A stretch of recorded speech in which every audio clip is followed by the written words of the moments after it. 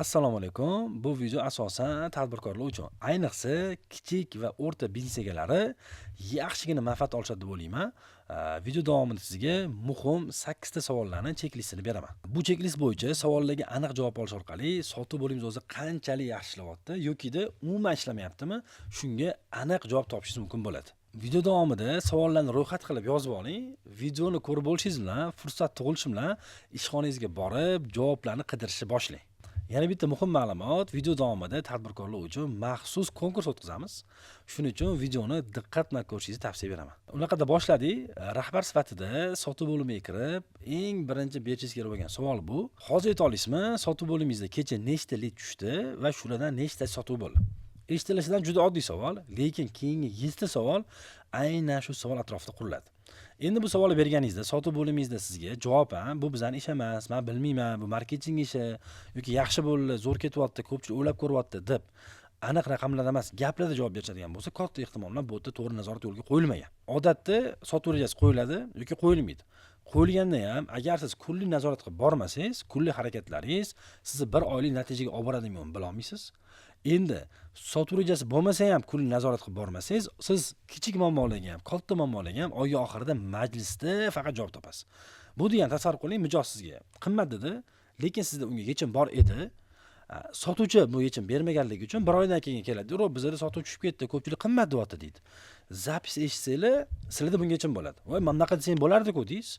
Endi unga qilib aytadigan bo'lsa, mijoz suv bo'lgan, mijoz yo'qotilinadi. Shuning uchun bizda kunlik aniq nazoratlar kerak bo'ladi. Nechta lead tushdi, nechta sotuv bo'ldi. Endi sotuv bo'lmaganlar qayerda degan javobni sekin qidirishni boshlaymiz. Ikkinchi muhim savol, biz birinchi savolda nima dedik? Nechta lead keldi, nechta sotuv bo'ldi. Endi aytamizki, kelgan leadlar aynan qaysi kanal orqali keldi, bo'lgan sotuvlar aynan qaysi kanal orqali bo'ldi. Sizda shunga javob bormi? Ya'ni nechta lead kelgan bo'lsa, qayerdan keldi ular? Targetdan keldimi? Target bo'lgan bo'lsa, CRM formadan keldimi? Saytdan keldimi? Yoki-da bo'lgan sotuvlar lead orqali bo'ldimi, ya'ni saytdan yoki formadan kelgan, yoki-da Instagram direct orqali bo'ldimi, Telegram community orqali bo'ldimi, bor mijozlar bazasidan bo'ldimi yoki kiruvchi qo'ng'iroqlardan bo'ldimi? Sizda shularga javob bormi? Agar javob bo'lmaydigan bo'lsa, siz muhim o'sh nuqtani topa olmaysiz. Sababi, agar javob bo'ladigan bo'lsa, ko'rasiz-da, qayerdan ko'proq konversiya qilyapmiz, qayerdan ko'proq sotuv qilish osonroq bo'ladi, qayerda issiq mijozlar ko'proq. Siz asosiy fokus yoqqa berasiz. Men bitta narsani sizga aniq ayta olaman. Biz ishlagan Jahon School, Cambridge, Najot ta'lim yoki qolgan katta korxonalarda ham asosiy sotuvlarimiz bu birinchi o'rinda kiruvchi qo'ng'iroqlar, Instagram direct, undan keyin Telegram orqali bo'ladi. Twitterdan ham sotuv bo'ladi, bo'lmaydi emas, lekin u yerda konversiya pastroq bo'ladi. Shuning uchun agar siz shuni bilib olsangiz, o'zi ularga qanaqa qilib fokus beryapsiz? U yerda nazorat qilyapsizmi? U yerda maxsus standartlar bormi? U yerda mijozlar qolib ketmayaptimi? Shularni keyin tekshirishni boshlaysiz. Va muhim narsa, aynan shu savollarga javob topish orqali siz byudjetingizni optimizatsiya qilishingiz mumkin va marketingga sifatiga baho berishingiz mumkin bo'ladi. Buni yaxshi tarafi nima? Tasavvur qiling, sizga marketing lead qimmatlashib ketdi, o'chirib qo'ydi desa, siz hozir bunday qaraysiz-da, to'g'ri qimmatlashib ketdi, lekin nima qimmatlashib ketdi? Qaysi kreativ qimmatlashib ketdi? Qaysi kanallar qimmatlashib ketdi? Bularga aniq javob topishingiz mumkin. Demak, bizga nechta lead kelyapti, nechta sotuv bo'lyapti? Bu savolni bilib oldik. Aynan u leadlar va sotuvlar qaysi kanal orqali bo'layotganini bilib oldik. Endi uchinchi muhim savol, bizani sotuv varonkamizni aynan qaysi qismi yaxshi ishlagan evaziga bizda yaxshi sotuvlar bo'lyapti yoki yaxshi ishlamayotgan evaziga bizda sotuvlar bo'lmayapti. Buni oddiy qilib tushuntiraman. Tasavvur qiling, bizda varonka bor, lead, sifatli lead, tashrif belgilandi, tashrif qilindi, konsultatsiya oldi, shartnoma oldi va sotuv. Endi shu varonkamizni foizlarga bo'lib olsak, bizga 1000 lead keldi, 50% sifatli bo'ldi, 500 tasi, 50% kelmagan dedi, 250 tasi, uni 50% keldi, taxminan 120 tasi. Endi sizda mana shunaqa varonkalarga protsentlar qo'yib olsangiz, 50, 35, 40, 70 qilib va shu jarayonlar boshlangandan keyin jarayonga qaraydigan bo'lsangiz, aynan qaysi varonkadagi protsent bajarilmayotganligida sizda sotuv tushyapti. Misol uchun agar leaddan sifatli leadga tushgan bo'lsa, demak bu yerda marketing kreativlar, marketing offerlar yaxshilayotgan bo'lishi mumkin. Uchinchi holatda sotuvchilar leadni sifatsiz qo'yayotgan bo'lishi mumkin. Yoki-da bu yerda hammasi yaxshi, lekin kelaman degan mijozlar kelmayotgan bo'lsa, demak sotuvchilaringiz mijozni kelishiga ishontira olmayapti. Siz shu yerda ko'proq ishlashingiz kerak. Yoki-da kelgan mijozlar shartnoma olmayaptimi? Demak, kelgandan keyin ular yo produktga yoki sotuvchiga ishonmayapti, yoki ularga to'g'ri offer berilmayapti. Mana siz shu yerda ishlashingiz mumkin. Endi tasavvur qiling, hamma varonkangizda muammo bor, siz hammasini oshirishim kerak degan bo'lsangiz, aniq bunga kuchingiz yetmaydi. Shuning uchun bittasi topiladi va shuni oshirib ko'riladi va yakunda o'sha varonkada protsent oshganida qolganlarda sotuv yaxshi bo'lyaptimi yo'qmi ko'riladi. Agar qolganlar sotuv yaxshi bo'layotgan bo'lsa, demak, biz shu varonkani to'g'rilashni boshlaymiz. Ya'ni ko'rdingiz, birinchi savol uchinchiga kelib turib, qanchalik muhimligini men sizga tushuntirib beryapman. Keyingi eng muhim savol, demak, bizda nechta lead keldi, nechta sotuv bo'ldi, qaysi kanal orqali keldi, varonkani qaysi qismida o'sha leadlarimiz, ishlatgan kreativlarimizda yaxshi sotuv bor yoki yaxshi sotuv bo'lmayapti ko'rib oldik va keyingi eng muhimi sotuv bo'limini xaosga aylantiradigan narsa sizda har bitta murojaatlarga task management yurgizilyaptimi? Ya'ni ko'p holatda nima bo'ladi? Mijoz telefon qilamiz, o'ylab ko'raman deydi. O'ylab ko'radi etapiga o'tkazamiz, lekin unga to'g'ri zadach qo'ymaganligimiz uchun o'sha muddat keyin qayta aloqaga chiqmaymiz. Nima qilamiz? Yengilligiga fokus berib yuboramiz yoki esimizga tushsa telefon qilamiz yoki mijoz o'z telefonga sotuv qilamiz. Siz shuni raqamlarga ko'ring, sizga nechtalik tushdi, nechta zadacha qo'yilgan. Tasavvur qiling, 1000 talik tushdi, faqat 100 ta zadacha qo'yilgan bo'lsa, bu degani qolgan 90% mijozlaringiz e'tiborsiz qolib ketyapti. Qo'shimcha savollar berishingiz mumkin. Tushganlik degani qachon bog'lanadi? Bunga kim mas'ul? Necha marta bog'lanish kerak o'zi? To'g'ri bog'lanadimi? Shular ko'rib chiqishingiz kerak. Buni oddiy o'lchashimiz mumkin.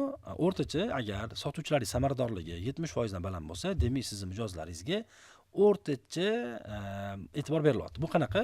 Tasavvur qiling, menga 100 ta mijoz berdingiz va men ularning 100 tasiga zadacha qo'ydim. Kimdir o'ylab ko'radi, kimgadir to'lov yuborildi, kimgadir qayta aloqa, kimdir javob bermadi deb hammasiga zadacha qo'ydim. Bu degani meni 100 ta zadacham bor. Endi men ular 70 tasiga o'z vaqtida qaytib chiqsam, meni samaradorlik 70%. Demak, men o'rtacha mijozni keri qo'yaman. Ya'ni u haqida qayg'uraman. Lekin sizning samaradorlik necha? Mana siz shunga javob topishingiz kerak. Agar 70 dan past bo'ladigan bo'lsa, bu degani siz mijoz haqida umuman o'ylamayapsiz. Siz bor fokusingiz faqat yangi mijozlarda. 4-chi demak savolda bizni sotuvchilarni zadacha bo'ylab samaradorlik qanaqa? Bizda task management va time management qanaqa yurgizilyapti? Shunga javob topishimiz kerak bo'ladi. Endi 5-savol, aynan men sizga bergan 4ta savolim sotuvchi kesimida ham bormi? Nechtalik tushdi? Nechta sotuv bo'ldi? Qaysi kreativlardan tushdi? Varonkani qaysi qismida yaxshi sotuv bo'lyapti? Va task management dedi-ya. Endi xuddi shu sotuvchi kesimida. Bu umumiy ko'rdik. Endi tasavvur qiling, Abdufattoh degan sotuvchini tanladik. Nechtalik oldi? Nechta sotuv bo'ldi? Qaysi kreativlardan tushdi, qaysi kanallardan sotuv qilyapti ko'ryapmiz. Qaysi varonkada Abdufattoh yaxshi ishlayapti va uni samaradorligi, task management qanaqa? Mana shularni endi sotuvchi kesimida ko'ra olishimiz kerak. Sotuvchi kesimida analiz qilish orqali biz qaysi sotuvchimiz samarali ishlayapti, qaysi biri samarali ishlamayapti, shularni aniq ko'rib olishimiz mumkin. Bunga hozir yana alohida to'xtalamiz. Endi 6-muhim savol, sotuvchilaringiz yoki ro'plaringiz KPI bajarmasa nima bo'ladi? Ular bilan suhbat qilasizmi, qayta o'qitasizmi, ogohlantirish berasizmi, psixologiyada ishlaysizmi, testdan o'tkazasizmi, nima qilasiz? Bu nima uchun muhim? Ko'p holatlarda aynan shu savoliga bizlar javob bo'lmaganligi uchun bizda potensiali bor, lekin kichik emotsional to'siqlik duch kelib qolgan xodimlarni yo'qotamiz. Tasavvur qiling, men bugun nasrinam yo'q, yaxshi sota olmadim. Va bu 5-6 kun davom etdi. Nimaga? Nasrinam yo'q edi, nasrinasi keldi, sota olmadim, ya'ni nasrinam tushdi, KPIga chiqa olmadim, nasrinam tushdi. Endi bunaqa holatda agar kompaniya meni emotsiyam bilan ishlamasa, tabiiyki men nima deb o'ylayman? Sotuv menga emas ekan yoki bajara olmayman deb o'ylayman va eng yomon holatda men ovatga 4 million pulimga rozi bo'lib yuraveraman. Bu orqali kompaniya ham o'smaydi. Sababi unga hech kim yetmayapti. Kam pul topyapsan, KPI bajarmayapsan. Nima qilamiz bajarmasan degan narsa bo'lmaganligi uchun u ham yuraveradi, kompaniya ham yuraveradi va bu orqali zarar faqat kompaniyaga bo'ladi. Shuning uchun sizda aniq ro'yxat bo'lsin. KPI bajarmasa sotuvchiga ro'p nima choralar ko'ramiz? Birinchidan boshlaymiz. Suhbat qilamiz, raqamlarni ko'rsatamiz, o'qitamiz, o'rgatamiz, muddat beramiz, chora ko'ramiz, keyin ishdan olamiz. Misol uchun, bu orqali siz sifatsiz xodimlarni saralash, sifatli lekin emotsional to'siq duch kelgan xodimlarni miyasini ochish orqali ularga yordam berib, sotuvga olib chiqib, yakunda kompaniyani foydaga olib chiqishga yordam beradi. Endi 7-chi eng muhim savolimiz, 5-savolni bergan, savol mustahkamlangan savol. Sizda kuchli sotuvchilik ketib qolsa nima qilasiz? Sotuv to'xtab qoladimi? Yangisini tez tayinlaysizmi yoki uni sherik qolasizmi? Bu savolni ham beraman. Audit qilganimizda ko'p holatlarda biz kuzatgan narsamiz, yaqinda ham case bo'ldi. Sotuv rejasi 100% dan yaqin bajarilgan, 60% ni atigi ikkita sotuvchi bajargan. Endi ular bilan suhbatlashingiz, ular yulduz, xohlagan narsasini qo'yadi, ularning gapi eshitiladi, ularga to'g'ri kelsa qilinadi, bo'lmasa qilinmaydi. Bu orqali kompaniya katta zarar ko'radi agar ular ishdan ketsa. Ketmasa muhit buziladi. Endi sizda boyagi 5-savolga javob bo'lsa, siz ko'rasiz, kim sizda sotuvni katta qismini tashkil qilyapti. Nimaga? Mana bu yerda muhim savol. Bu degani har doim agar bitta sotuvchi tasavvur qiling, men sotuvni 70% yoki 60% qilaman degani, men zo'r sotuvchiman degani emas. Sizda bu savolga javob bo'lish kerak. Adolat mezoni sizda qo'yilganmi? Ya'ni hamma sotuvchiga lid to'g'ri taqsimlanyaptimi? Ikkinchi savol esingizda aytdim. Qaysi kanal orqali sotuvlar bajarilyapti? Bizlarni tajriba ko'rsatadiki, agar mijoz o'zi telefon qilgan bo'lsa, konversiya baland bo'ladi. Direct orqali qoldirgan bo'lsa, konversiya baland bo'ladi. Tabiiy tashrif qilgan bo'lsa, konversiya baland bo'ladi. Yokida qayta sotib bo'lsa, konversiya baland bo'ladi. Endi sizni sotuvchilaringizda shu mezon to'g'ri taqsimlanganmi? Ya'ni hamma bir xil lid olyaptimi? Yoki men faqat target liddan olyapman, Abfattoh faqat kiruvchi liddan olyapti yoki ko'proq qismi kiruvchi liddan olyapti. Bu degani Abfattoh konversiya mendan baland. Sababi unda garaj lidli ko'proq. Shuning uchun siz adolat mezoni to'g'ri taqsimlang. Endi to'g'ri taqsimlaganingizda ham boyga sotuvchi ko'proq sotayotgan bo'lsa, endi bu boshqa masala. Uni tekshiramiz. Bizda tasavvur qiling, 3 ta sotuvchi bor. Adolat mezoniga qo'ydi. Hammasida teng hamma narsa, lekin bittasi ikkitadan ko'ra ko'proq sotgan. Endi o'rganamiz, biz ikkita noto'g'ri xodim olib qo'yganmizmi yoki ikkita xodim ham to'g'ri olingan. Ya'ni to'g'ri deganda ularning testlari, men buni aytganman, Telegram kanalimda ham bor. IQ testlar, 60 personality, disk, suhbatlar to'g'ri qilinib, filtr to'g'ri olingan bo'lsa, katta ehtimol bilan nariga xodim bizda Messi. Endi botda tabiiy u yaxshi sotuvchi. Bizni Ronaldodan ko'paytirishimiz kerak. Ya'ni biz Messi bilan kutib o'tiradiganmiz, vaqt oqatamiz. Biz o'zimiz o'zini mehnati, o'zini qobiliyatini rivojlantirish orqali yaxshi sotuvni tayyorlashimiz kerak. Endi adolat mezoni to'g'ri bo'lsa-yu, anu sotuvchi yaxshi sotayotgan bo'lsa, ikkita sotuvchini ko'rdik. Agar yaxshi bo'lsa bizda Messi bor, yomon bo'lsa demak, anu bitta odam, ikkita odam ichida yaxshi. Sababi biz ikkita noto'g'ri odam olib qo'yganmiz. Tushundingizlar? Demak, 7-savol bizga nima yordam beryapti? Adolat mezoni bormi? Bo'lsa, bizda Messimi yoki bitta yaxshi, ikkita yomonning ichidami? Agar bitta yaxshi, ikkita yomon ichida bo'lsa, demak, ikkita yaxshi sotuvchi olishimiz kerak. Messi bo'ladigan bo'lsa, to'g'ri o'quv dasturini tayyorlashimiz kerak. Adolat mezoni yo'q bo'ladigan bo'lsa, biz adolat mezoni qo'yishimiz kerak. O'shanda ko'rasiz. Rostdan anu yaxshimi yoki faqat garantiya evaziga yaxshi bo'lyaptimi? Mana shuna qilib turib siz aniq o'sh nuqtangizni topsangiz bo'ladi. Biznes egasiga muhim bo'lgan yakuniy 8-savolga yetib keldik. Bu aynan shu qilgan harakatlarimiz yakunda bizga qanaqa natija beryapti? Ya'ni biz nima evaziga o'syapmiz? Bizani biznes o'sganda, bizani marjamiz o'syaptimi yokida bizda faqat oborot o'syapti. Nimani evaziga etsa, xodimni ko'paytirish, marketing byudjetini ko'paytirish, xarajatlarni ko'paytirish evaziga o'sayotgan bo'lsa, bu o'sish emas. Bu joyida turibsiz, faqat ko'p pul tikayotganingizga ko'pikka o'xshab ishyapti natija. Nima bo'ladi? Ko'pikkaga 1-2 soatdan keyin o'zini effektini yo'qotganda oxirida hech nima qolmaydi. Sizda ham agar shunaqa bo'layotgan bo'lsa, demak, siz samarasiz o'syapsiz. Samarali o'sish qanaqa bo'ladi desa, hozirgi 7 ta savolga to'g'ri javob topish orqali jarayonni to'g'rilasangiz, xodim samaradorligi orqali, ularni konversiyasini oshirish orqali siz kam byudjet, kam sotuvchi evaziga yaxshi natija qilishingiz mumkin. Balki buni qiyin deb aytarsiz, lekin biz realda atigi 3 ta sotuvchi bilan 1 yilda $1 million oborot qilganmiz. Konkurentlarimizda o'rtacha 10 tadan 7 taga sotuvchi ishlagan. Yokida outsource call centerda atigi 12 ta sotuvchi bilan biz 8 oyda birinchi $1 million oborotga chiqqanmiz.